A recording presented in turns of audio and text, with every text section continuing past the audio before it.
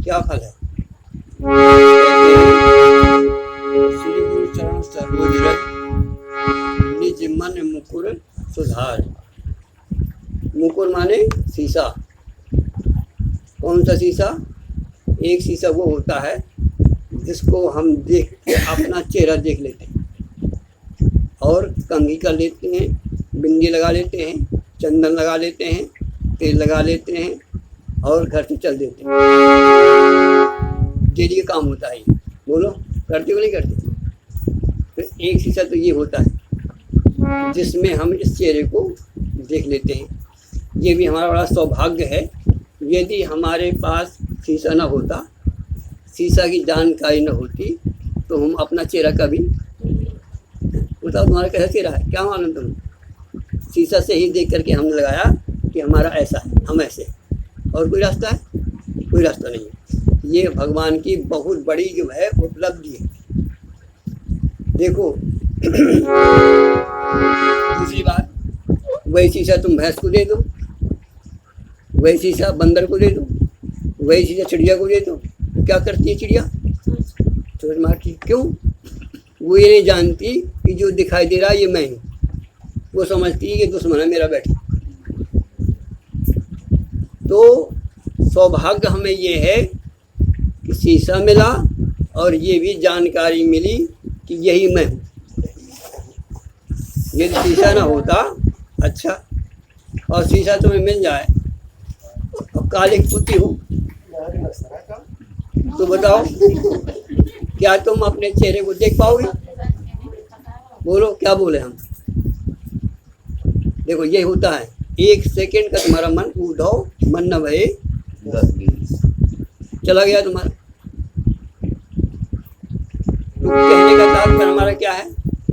यदि शीशा भगवान ने हमें दिया और वो शीशा यदि गंदा हो तो मिलना और न मिलना बेकार।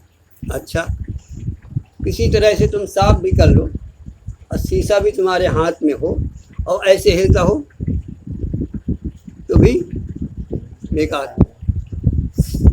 अब शीशा भी मिल गया, तुमने साफ भी कर लिया, स्थिर भी हो गया और शायद ये कोई बताने वाला ना हो कि यही तुम हो, तो लिए फिर रहो शीशा को, लड़ा लग जाओगे, ये कौन बवाल आ गया?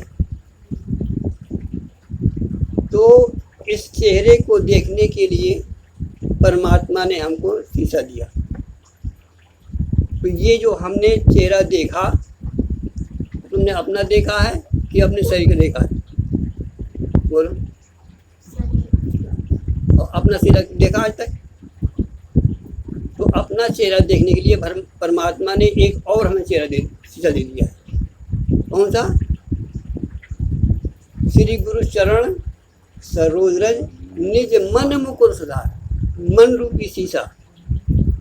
एक शीशा ये होता है, ये बाहर का चेहरा देखते हैं उससे, और भगवान ने हमें एक मन रूपी शीशा दिया है जो हमारे अंदर लगा हुआ है। ध्यान देना। तो इस चेहरे को, ये हमारे शरीर का चेहरा, तुम्हारा नहीं है। तुम्हारे शरीर से ये हमारा मकान है, हम मकान नहीं है। ये शरीर हम नहीं है, ये हमारा शरीर है। इस शरीर में कोई बैठा है, ध्यान देना। ये तुम नहीं हो, तुम इस शरीर में बैठे हो। ये मकान हम नहीं है, मकान में हम बैठे हैं। है बात कि नहीं? ऐसा इस मकान को देखो और इसको ना देखो तो क्या फ़ायदा? इसको तो हम देखें, लेकिन इसके अंदर जो बैठा है उसको भी तो देखो, चेहरा वो कैसा है। उसके लिए हमें परमात्मा ने दिया है मन। अर्थात जैसे हम इस शरीर, इस दर्पण को पा करके इसको देख लेते हैं, ऐसे भगवान ने कहा है बेटा एक में तुम्हें और शीशा तुम्हारे अंदर लगा देता, उससे तुम अपनी शक्ल देख लोगे। ये तो हुआ तुम्हारे शरीर की शक्ल, लेकिन इसके अंदर जो जीव बैठा है, ईश्वर अंश जीव अविनाशी, तुम ये नहीं हो, तुम इसके अंदर बैठे ईश्वर के अंश हो।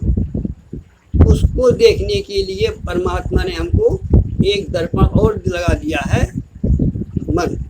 कहते हैं तोरा मन दर्पण कहलाए।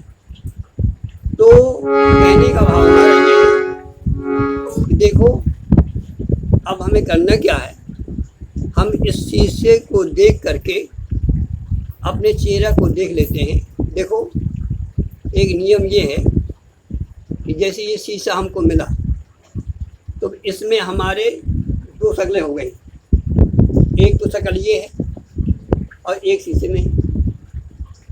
तो नकली कौन है, असली कौन है?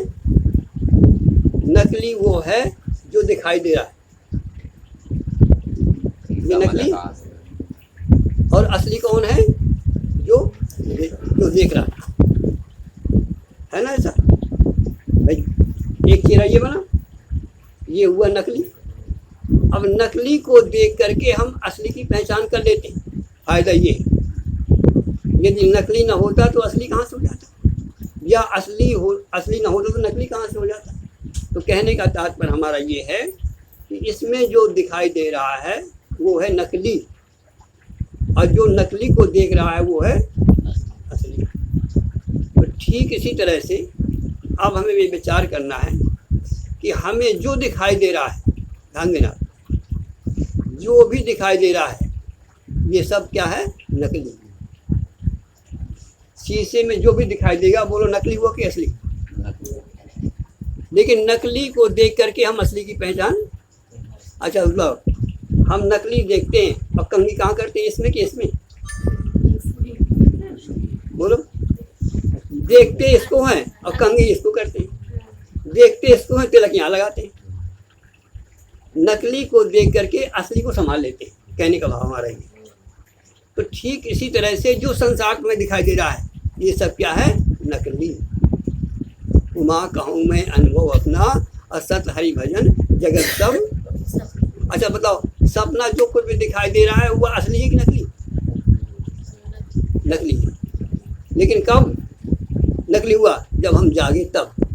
ध्यान देना, जब तक हम सपना देखते रहेंगे या वो सब असली है, लेकिन कब हम उसको असली उसको हटाते हैं? जब हम जाग जाते हैं तब कहते हैं ये सब बेकार, सब झूठा था। वहाँ की मिठाई सब झूठी, वहाँ का मिलना सब झूठा, वहाँ का बिछुड़ना सब झूठा।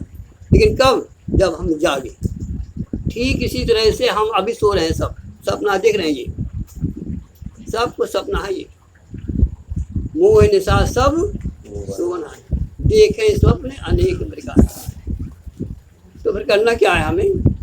अब हमें ये करना है कि जो भी दिखाई दे रहा है ये है सब नकली, और इसको जो देख रहा है वो है असली।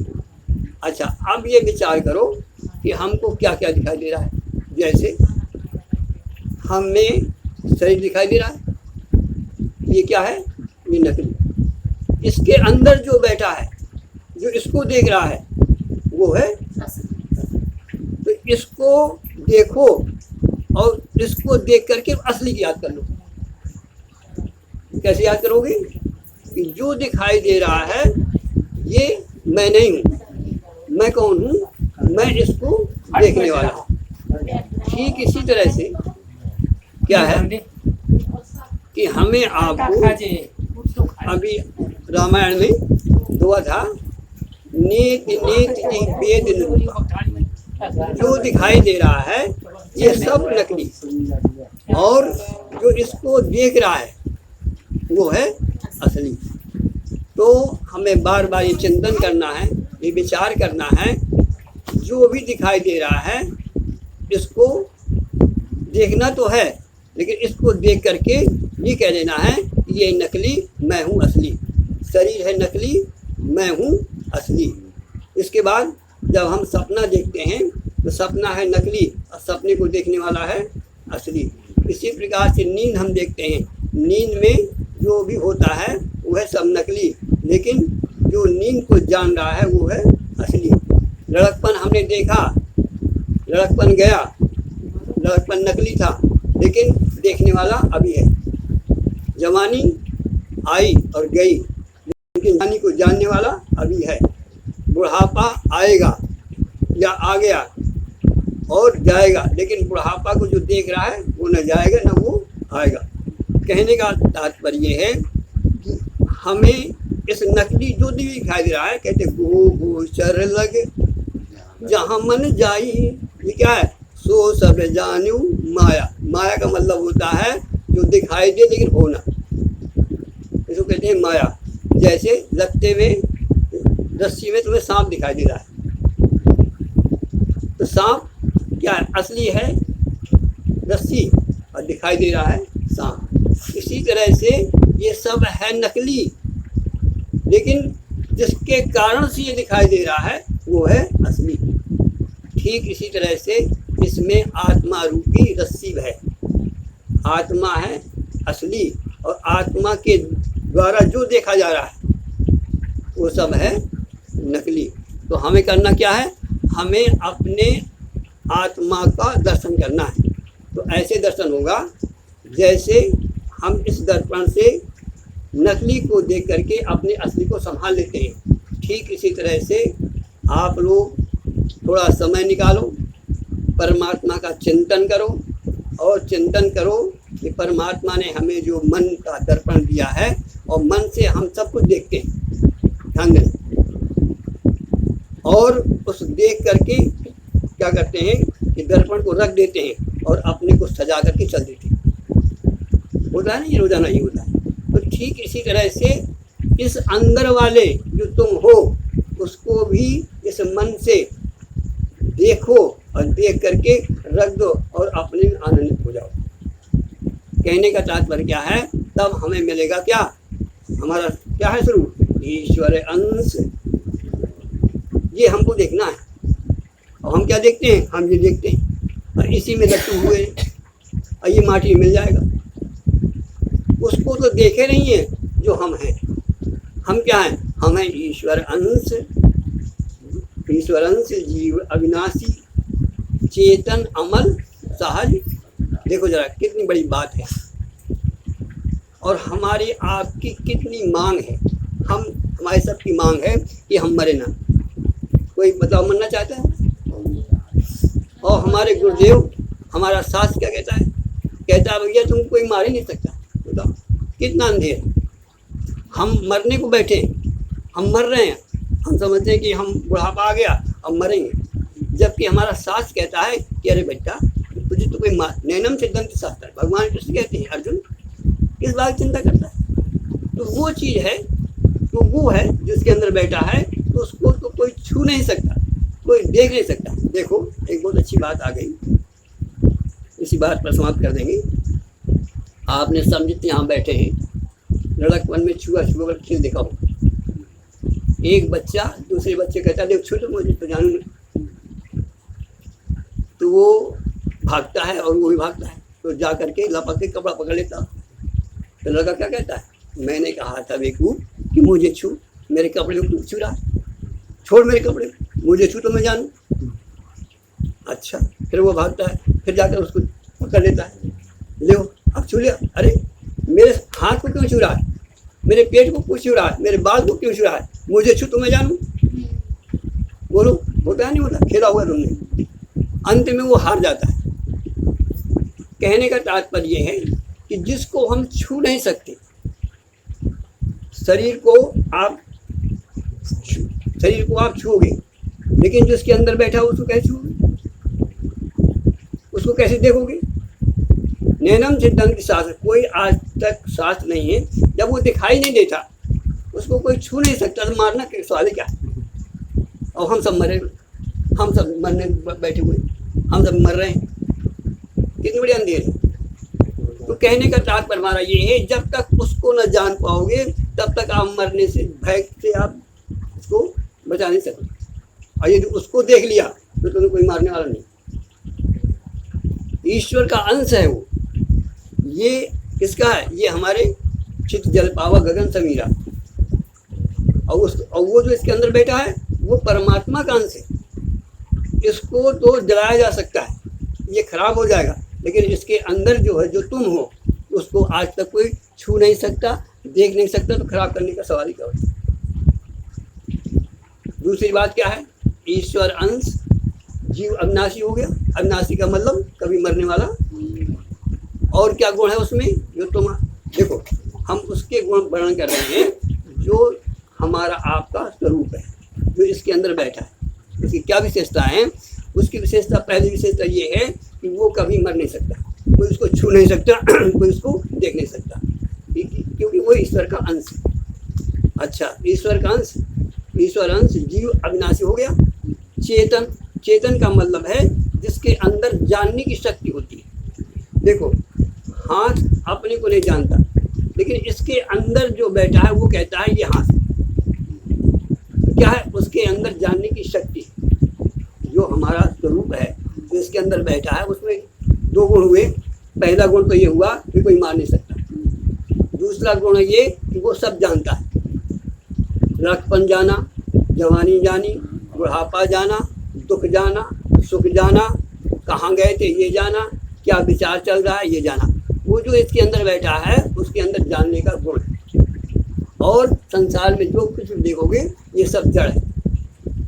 दीवार अपने को नहीं जानती, हारमोनियम अपने को नहीं जानता, लेकिन इसके अंदर जो बैठा है वो जानता है कि ये हारमोनियम। इसके अंदर जो बैठा है वो जानता है कि ये हाथ। इसके अंदर जो बैठा है वो जानता है कि ये आँख, लेकिन आँख उसको नहीं जानती, हाथ उसको नहीं जानता, पेट उसको नहीं जानता, लेकिन वो पेट को जानता है, वो हाथ को जानता है। तो उसके अंदर क्या, तीसरा गुण क्या हुआ, जानने की शक्ति, चेतन है।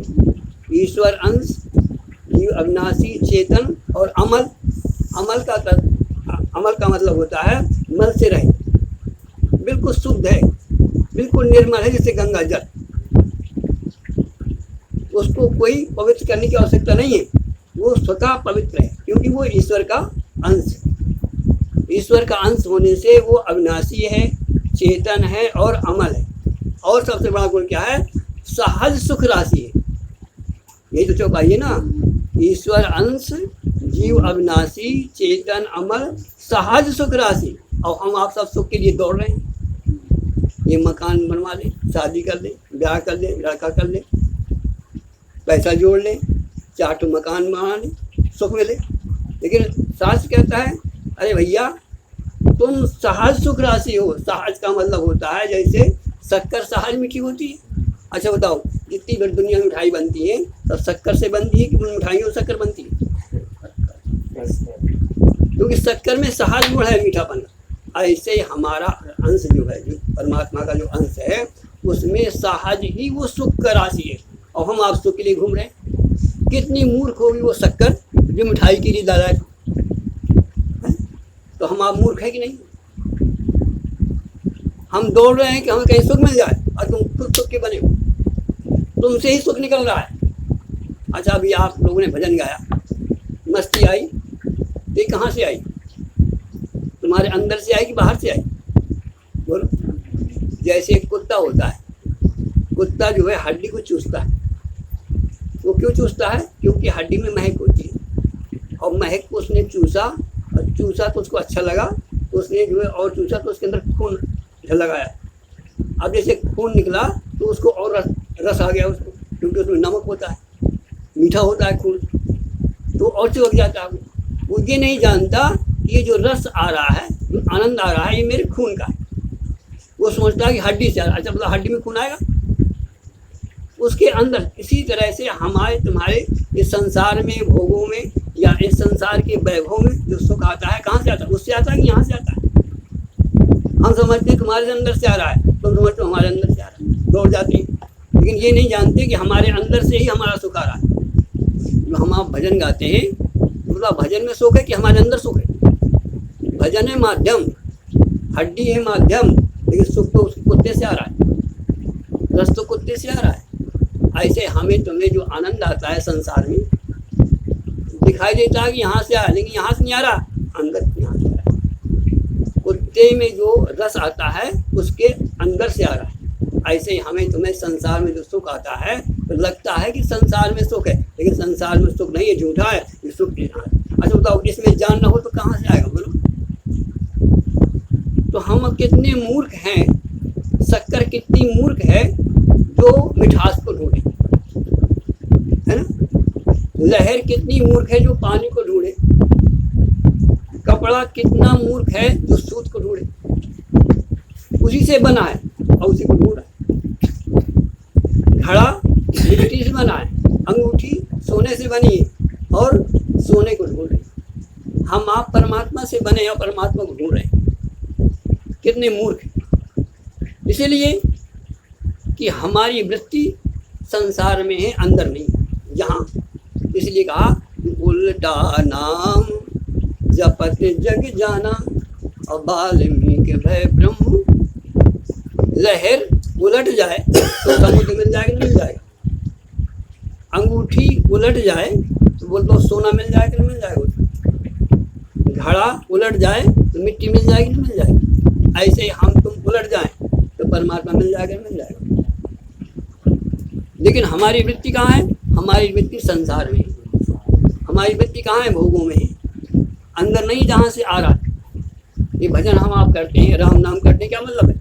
इसका मतलब है कि हम उलट रहे हैं और हम अपने आनंद को निकाल रहे हैं जो हमारे अंदर छिपा हुआ है। हम आप रामायण पढ़ते हैं, भगवान के गुण वाद गाते हैं, अंदर से आनंद आता है। इसका मतलब क्या है कि आनंद वहाँ नहीं है, अंदर, हमारे अंदर है। तो करना क्या है हमें जीवन में कि हमें आपको अंतरंग जाना है। आप प्रश्न उठता है कि अंतरंग कैसे जाएं? तो हम आपसे पूछें, जब आप सोते हो बिटिया कहाँ जाते हो तुम? अंदर जाते हो, बाहर जाते हो? और अंदर जा करके हम सब दुख भूल जाते हैं। जब हम गहरी नींद जाते हैं तो बोलो सब कुछ रहता है ब्याह, सारे दुख समाप्त, सब पड़ रहता है। तो ठीक इसी तरह से ध्यान की मुद्रा में, भगवान के चिंतन में अंदर प्रवेश करो, चुप हो जाओ, और जैसे लहर चुप हो जाए तो बोलो नीचे चली जाएगी, नहीं चली जाएगी? बोलो, याद है? वो लहर पानी पानी पानी पानी कह करके चुप हो जाए तो बोलो सागर मिल जाएगा, मिल जाएगा? जैसे ही वो चुप होगी तो अंदर चली जाएगी। ऐसे हम तुम भजन करके ध्यान की मुद्रा में, प्रभु के चिंतन में, स्मरण में करें और चुप हो जाएं। बस देखते रहें क्या होता है। धीरे धीरे जैसे नींद घटित हो जाती है, ऐसे तुम एक समय हो आएगा, यदि आपकी सच्ची लगन है, प्रभु का प्रेम है, तो वो प्रभु तुम्हें अपनी तरफ खींच लेगा। जैसे हम आप किसी जीने में चढ़ जाएं, छज्जा में चढ़ जाएं और शायद बाहर लटक जाएं थोड़ा सा, तो पृथ्वी खींच लेती है अपने आप, हमें कुछ करना नहीं पड़ता। ऐसे यदि आप चुप हो जाओ तो जैसे लहर नीचे समा जाती है और सागर से एक हो जाती है, ऐसे हम आप भी भगवान का चिंतन करके, भगवान का स्मरण करके, भगवान का भजन करके, राम राम कह के चुप हो जाएं तो एक समय वो आएगा कि आप उस चीज, जैसे लहर पानी में विलीन हो जाती है, ऐसे आप राम में, अपने तत्व में, अपने आप में विलीन होकर के उस परम आनंद को प्राप्त कर लोगे। बोलो वृंदावन बिहारी लाल की हरि।